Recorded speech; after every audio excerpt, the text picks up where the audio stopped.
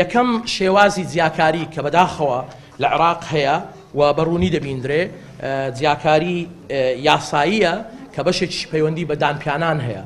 تا ئێستا لە عێراق بەداخەوە بە یاسا دان ناندرێ بە کۆمەڵێک کەمینە کە لە عێراقدا هەنا و تەنانەت ئاعتراف بە هەویە یا بە ناسنامەیان گرفتێکی گەورەیە. بەداخەوە کاتێک کێشەکە وابەستە دەبیت بە کەمینەکان ئەو کاتە بەڕوونی حکومەت لە ممارەسەدا خۆی غافڵ دەکا.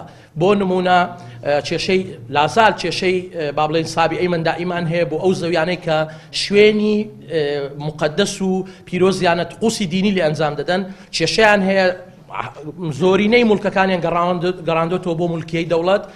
کێشەمان هەیە لە زەوی براکریستیانەکانمان کە لە پرۆسەدا کێشەیان هەیە زەویەکانیان داگیر کراوە بەڵام حکومەت بێدەنجی لەوە دەکا کە زەویەکانیان بۆ بگەڕێنەوە.